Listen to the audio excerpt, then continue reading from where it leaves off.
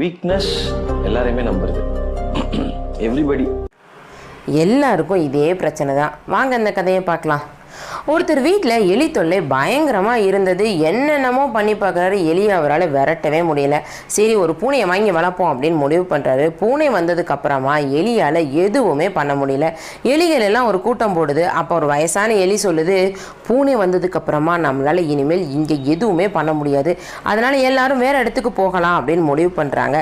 ஆனால் ஒரே ஒரு எலி மட்டும் எந்திரிச்சு, நம்ம பூனையோட ஃப்ரெண்ட் ஆகிட்டோம்னா போதும், நம்ம ப்ராப்ளம் எல்லாம் சால்வ் ஆகிடும், அதுக்காக வேறு இடத்துக்கெல்லாம் போக முடியுமா அப்படின்னு கேட்குது.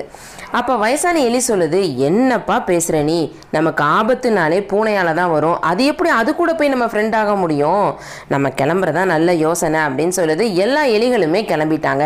ஆனால் இந்த எலி மட்டும் பூனைக்கிட்ட போயிட்டு, நீ டெய்லியும் பாலும் இந்த காஞ்சி போன ரொட்டியும் தான் சாப்பிட்டுக்கிட்டு இருக்க, நம்ம மட்டும் நல்ல ஃப்ரெண்ட் ஆகிட்டா உனக்கு விதவிதமான ருசியான சாப்பாடை எடுத்துகிட்டு வந்து தர்றது என்னோட பொறுப்பு அப்படின்னு சொல்லுது.